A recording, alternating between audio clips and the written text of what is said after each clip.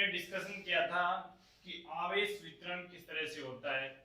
तो अपन ने देखा था कि जो सतत आवेश वितरण होता है वो पृष्ठ पर निर्भर करता है, आयतन पर भी निर्भर करता है, और आपके पास अगर रेखा हो, एक तार हो, तो उस पर किस प्रकार से वितरित होता है। ये सब चीजें अपन ने देखी थी। ठीक है, अब बात करते हैं कि ठीक है चलो, सतत आवेश वितरण किस प्रकार से होगा किसी चालक पर या किसी कुचालक पर। लेकिन अगर बात करें कि चालक पर आवेश का वितरण किस प्रकार से होगा, तो अपने पास हेडिंग है चालकों में आवेश वितरण व विद्युत क्षेत्र। अगर किसी चालक को आवेश दिया जाए तो वह आवेश किस प्रकार से वितरित होगा, समान रूप से होगा क्योंकि सतत आवेश वितरण है। लेकिन होगा किस तरह से, कहां होगा, उसके पृष्ठ पर होगा, अंदर होगा, कहां पूरे आयतन में होगा, या कैसे कैसे किस तरह से होगा, उसकी बात करते हैं। दूसरा, विद्युत क्षेत्र किस प्रकार से उत्पन्न होगा, उसमें चालकों की बात कर रहा हूं मैं, तो उस पर डिस्कशन करते हैं। देखिए मैंने लिखा है यहाँ पे कि चालकों में दिया गया आवेश उसके पृष्ठ पर एक समान रूप से वितरित हो जाता है। यानी कोई चालक है, जैसे कोई गोला हो, मान लो ये गोला है, कोई गोलीय चालक है, तो इस पर अगर मैं कोई आवेश दूं तो ये इसके पृष्ठ पर क्या हो जाता है, एक समान रूप से वितरित हो जाता है।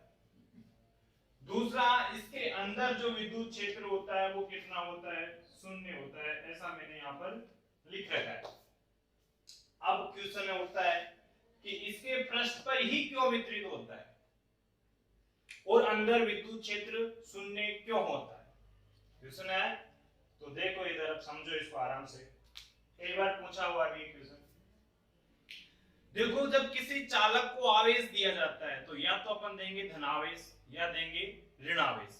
ठीक है, हो सकता है अपन किसी चालक को पहले धनावेशित कर दिया, हो सकता है फिर बाद में क्या कर दिया, उसको ऋणावेशित कर दिया, ऐसा भी हो सकता है। ठीक, लेकिन कुल मिलाकर बात यह है कि किसी चालक को अगर मैं पहले धनावेश दूं 5 कूलम और फिर ऋणावेश दूं 3 कूलम, तो भी आपके पास फाइनली 2 कूलम प्लस का बचेगा। अगर मैं इसको 7 दूं तो माइनस का 2 बचेगा। कुल मिला के उसकी प्रकृति क्या रहेगी, एक ही रहेगी। तो या तो किसी चालक को धनावेशित करोगे या किसी चालक को क्या करोगे, आप ऋणावेशित करोगे। पहली चीज तो ये। तो अगर आप किसी चालक को आवेश देते हैं या आवेशित करते हैं तो उस पर जो आवेश दिया जाएगा उसकी प्रकृति क्या रहेगी, समान रहेगी। ठीक है, या तो धनावेशित रहेगी या ऋणावेशित रहेगी। और अपन को पता है अगर किसी आवेश की प्रकृति समान है तो उन समान प्रकृति के कारण उनके अंदर कौन सा बल कार्य करता है, प्रतिकर्षण बल कार्य करेगा। ठीक है, किसी चालक को आवेश दिया, उसकी प्रकृति समान है, तो वो अपनी समान प्रकृति के कारण क्या करेगा, प्रतिकर्षण बल अनुभव करेगा, जिसके कारण वो आवेश जिसको उसको दिया गया है वो अधिकतम दूरी पर जाने क्या करेगा, कोशिश करेगा। समझ गए चीज, अधिकतम दूरी पर जाने की क्या करेगा, कोशिश करेगा। जैसे इसको मैं क्या दिया, आवेश दिया, क्या दिया, प्लस आवेश दिया। अब ये चालक है, तो इस आवेश में यानी इस प्लस और इस प्लस के मध्य क्या लगेगा, प्रतिकर्षण। जैसे इसके प्लस के इस प्लस के मध्य प्रतिकर्षण, ये प्रतिकर्षण लगेगा। ठीक है, तो प्रतिकर्षण के कारण ये अधिकतम दूरी पर जाने क्या करेगा, कोशिश करेगा। तो अधिकतम दूरी क्या है, उस चालक का पृष्ठ ही है, चालक से बाहर तो आ नहीं सकता। ये तो अपन को पता है कि इलेक्ट्रॉन एक तरह से आवेश का मतलब चार्ज है, इलेक्ट्रॉन हो सकता है, प्रोटॉन हो सकता है, जो भी है, लेकिन उस पृष्ठ की प्रकृति को छोड़कर बाहर नहीं आएगा। ठीक है, तो इस वजह से प्रतिकर्षण के कारण वो जो आवेश होगा वो अधिकतम दूरी तय करने की कोशिश करेगा। तो अधिकतम दूरी क्या है, उस चालक का पृष्ठ। इस वजह से जो दिया गया आवेश होगा वो उस चालक के पृष्ठ पर क्या होगा, एक समान रूप से वितरित होगा। ये कंसेप्ट समझ में आया, एक समान रूप से क्यों वितरित हुआ और आपके पास पृष्ठ पर ही क्यों आया। ठीक है, दूसरा, विद्युत क्षेत्र की बात करें। आप देखिए, जब आवेश आपके पास अधिकतम दूरी पर पहुंच चुका है, अधिकतम दूरी पर पहुंच चुका है, कहां पर पहुंच चुका है, पृष्ठ पर पहुंच चुका है, यानी कि अंदर अब कोई आवेश नहीं है, चालक के अंदर कोई आवेश नहीं है। आवेश जो दिया गया वो सारा कहां पे है, पृष्ठ पर। इसका मतलब अगर कोई आवेश ही नहीं है तो फिर कोई विद्युत क्षेत्र भी नहीं होगा, क्योंकि आवेश के चारों ओर ही तो क्या होता है, विद्युत क्षेत्र। अब जब यहाँ पर अंदर कोई आवेश ही नहीं है तो विद्युत क्षेत्र क्या होगा, शून्य होगा। समझ में आया, इसका मतलब क्या हो गया, किसी चालक को अगर आवेश देते हैं तो उसके परस्पर क्या हो जाता है, वो एक समान रूप से वितरित हो जाता है और उसके अंदर कोई आवेश नहीं होने के कारण विद्युत क्षेत्र क्या हो जाता है, शून्य हो जाता है। दूसरा कंसेप्ट देखिए, देखो अपन को पता है किसी चालक के अंदर मुक्त इलेक्ट्रॉन काफी सारे होते हैं, सीधी सी बात है, होते हैं। कोई चालक कब है, जब उसके अंदर मुक्त इलेक्ट्रॉन काफी सारे। ठीक, अब जब किसी चालक को अपन क्या करते हैं, आवेशित करते हैं, यानी कि उसको बाहर से आवेश देते हैं, तो आवेश देने के कारण क्या हो जाता है, उस चालक के अंदर विद्युत क्षेत्र उत्पन्न हो जाता है। सीधी सी बात, अगर किसी चालक को आवेश दिया जाएगा, यानी कि आवेश है, तो आवेश क्या करेगा, उस चालक के अंदर विद्युत क्षेत्र उत्पन्न कर देगा। ये कोई आपके पास क्या था, चालक था, चालक के अंदर काफी सारे क्या है, मुक्त इलेक्ट्रॉन है। सीधी सी बात, क्योंकि चालक है तो मुक्त इलेक्ट्रॉन होंगे। अब जब मुक्त इलेक्ट्रॉन है तो मैंने इसको आवेशित किया, तो क्या हो गया, वहां पर विद्युत क्षेत्र उत्पन्न हो गया। अब विद्युत क्षेत्र के कारण, विद्युत क्षेत्र के कारण इन इलेक्ट्रॉनों पर क्या लगेगा, एक बल लगेगा। सीधी सी बात, अब बल लगेगा तो ये इलेक्ट्रॉन क्या करेंगे, अपवहन गति करेंगे, अपवहन गति करेंगे, क्योंकि इलेक्ट्रॉनों पर क्या कर दिया गया, अपन ने क्या दिया, वहां पर विद्युत क्षेत्र सेटअप कर दिया, विद्युत क्षेत्र उत्पन्न हो गया, विद्युत क्षेत्र के कारण इन इलेक्ट्रॉनों पर क्या लगेगा, बल लगेगा। अब ये ऋणावेशित है, इस वजह से ये इलेक्ट्रॉन जो विद्युत क्षेत्र उत्पन्न हुआ उसकी विपरीत दिशा में क्या करने लगेंगे, गति करने लगेंगे। जैसे ये आपके पास विद्युत क्षेत्र था, ठीक, अब ये इलेक्ट्रॉन क्या करेंगे, इस विद्युत क्षेत्र के कारण विपरीत दिशा में, यानी कि इसकी दिशा इधर है तो ये इलेक्ट्रॉन इधर क्या करेंगे, अपवहन गति करेंगे। ठीक, अब इलेक्ट्रॉनों की अपवहन गति के कारण भी एक क्षेत्र उत्पन्न हो जाएगा। अब ये तब तक गति करते रहेंगे जब तक इनके द्वारा उत्पन्न विद्युत क्षेत्र जो मैं आवेशित किया था उसको, उसके द्वारा उत्पन्न विद्युत क्षेत्र के बराबर ना हो जाए। समझ रहे हो जी, जब मैं इसको आवेशित किया तो आवेशित करने के कारण इसके अंदर विद्युत क्षेत्र उत्पन्न हो गया, विद्युत क्षेत्र इसमें उपस्थित मुक्त इलेक्ट्रॉनों पर क्या करे, बल लगाए, जिससे ये इलेक्ट्रॉन उत्पन्न विद्युत क्षेत्र की विपरीत दिशा में क्या करे, अपवहन गति करे। अपवहन गति कर रहे हैं तो उसके कारण भी क्षेत्र उत्पन्न हो गया। अब ये दोनों क्षेत्र एक दूसरे के विपरीत है, लेकिन इलेक्ट्रॉन तब तक गति करते रहेंगे जब तक ये दोनों क्षेत्र एक दूसरे के बराबर नहीं हो जाए। अब दोनों क्षेत्र एक दूसरे के बराबर हो जाएंगे तो फिर परिणाम में क्या मिलेगा, आपके पास शून्य, यानी कि परिणाम में कोई विद्युत क्षेत्र नहीं होगा। जब कोई विद्युत क्षेत्र नहीं होगा तो अपन यही कह रहे हैं कि विद्युत क्षेत्र फिर क्या होगा, शून्य होगा। ये कांसेप्ट समझ में आया?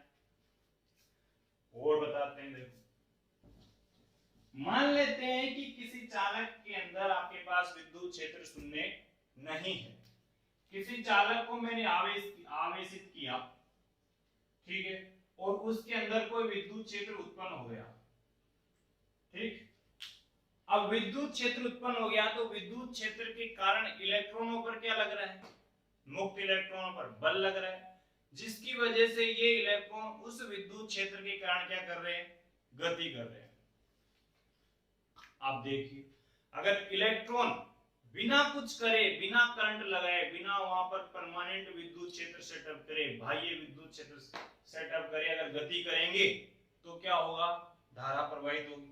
तो ऐसा संभव हो सकता है क्या, किसी चालक के अंदर बिना कुछ बाहर से विद्युत क्षेत्र आरोपित करे उसके अंदर इलेक्ट्रॉन गति कर सकते हैं या धारा प्रवाहित कर सकता है, नहीं कर सकता। तो ये तो उसकी प्रकृति के खिलाफ हो गए, इसका मतलब यहाँ पर कोई विद्युत क्षेत्र नहीं होगा।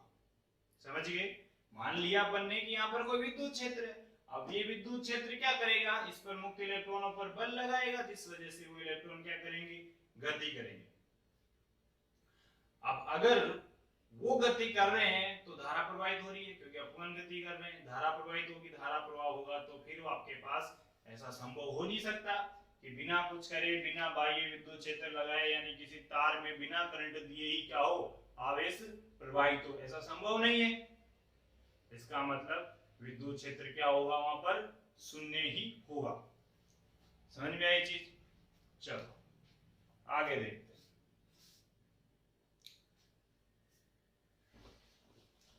इसको मैं लिख देता हूं, एक बार तरीके से समझ लेना।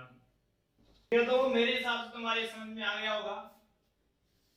पहली चीज तो ये समझ लो, ध्यान रखो कि नॉर्मली आपसे कोई पूछे कि चालकों पर दिया गया आवेश कहां वितरित होता है, तो आपका आंसर होना चाहिए कहां पर होता है, पृष्ठ पर होता है। ठीक है, सीधी सीधी परिभाषा बता रहा हूं, कहां पर होता है, पृष्ठ पर होता है, एक समान रूप से वितरित होता है।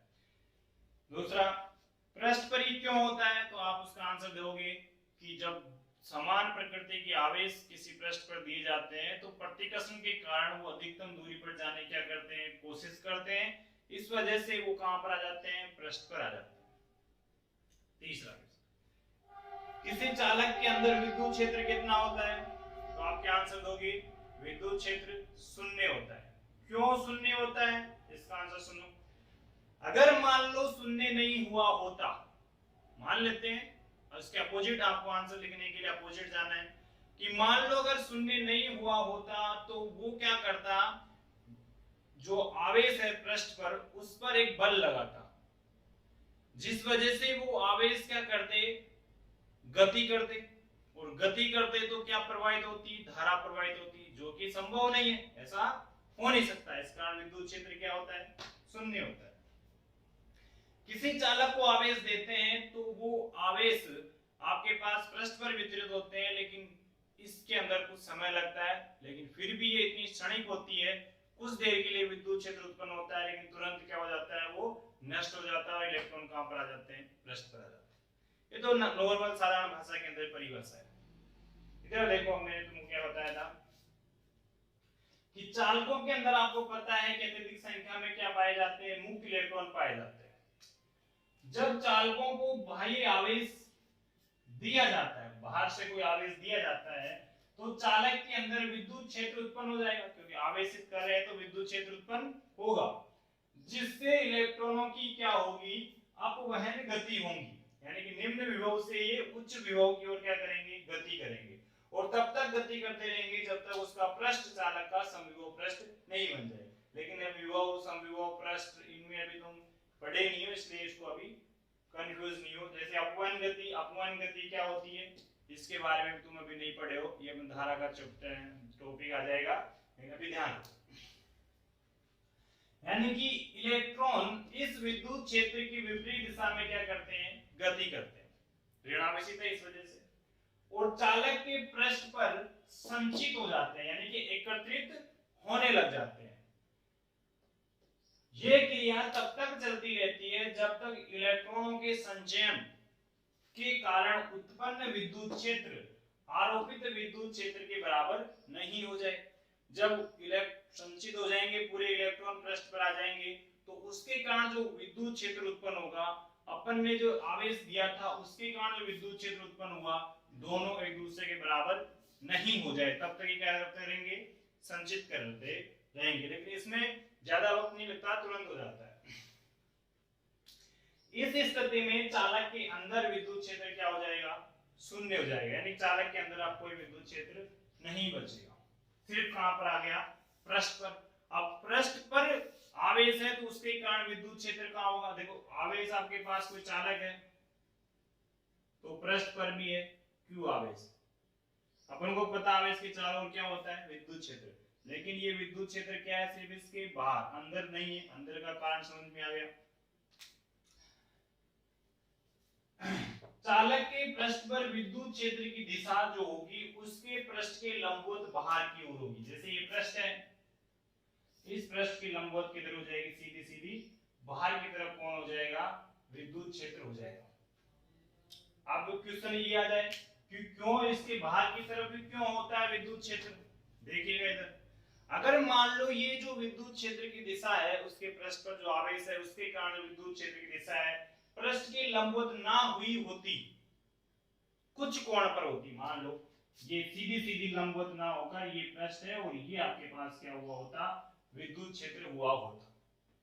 तो अगर मैं इस विद्युत क्षेत्र को घटकों में विभाजित करता हूं तो एक इधर आएगा विद्युत क्षेत्र और एक इधर आएगा, ठीक है।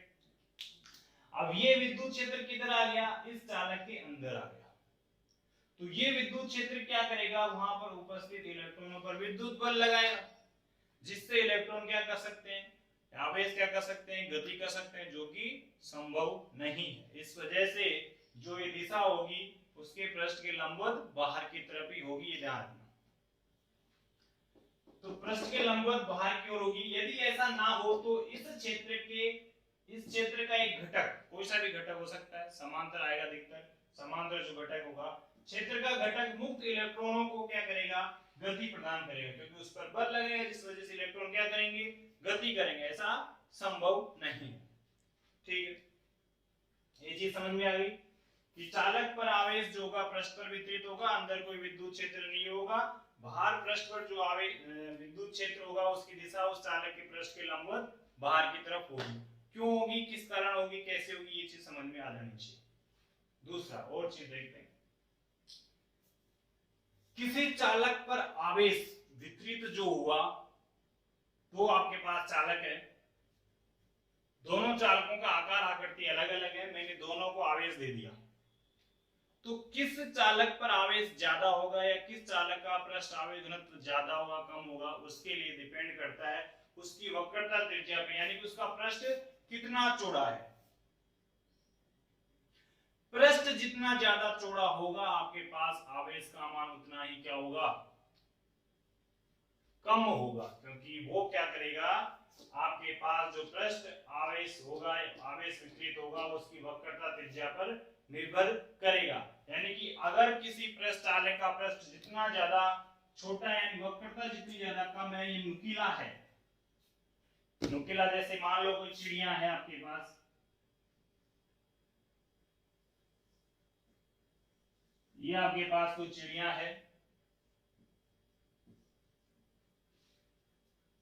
ये इसका पृष्ठ है, इस पृष्ठ पर जो आवेश का वितरण होगा वो क्या होगा, ज्यादा होगा, क्योंकि इसकी उल्टा बोल दिया, क्योंकि इसकी वक्रता त्रिज्या क्या है, ज्यादा है। अगर वक्रता त्रिज्या ज्यादा है तो आवेश का वितरण कम होगा, यानी उसका पृष्ठ आवेश घनत्व क्या होगा, कम होगा। लेकिन अगर इसकी चोंच की बात करें तो यहां पर आपके पास इसकी वक्रता त्रिज्या कम है, यानी कि इसका पृष्ठ चौड़ा कम है, इसका आवेश ज्यादा होगा, पृष्ठ आवेश घनत्व क्या होगा, ज्यादा होगा। समझ में आया? आई होप ये समझ में आ गया होगा तुमको। फिर भी अगर कोई प्रॉब्लम हो तो मेरे साथ शेयर करना उसको। नेक्स्ट क्लास में अपन डिस्कशन करते हैं अब इस आवेश वितरण के कारण, यानी सतत आवेश वितरण के कारण विद्युत क्षेत्र कितना होगा, पृष्ठ घनत्व, पृष्ठ के लिए, आयतन के लिए, और जो भी है क्षेत्रफल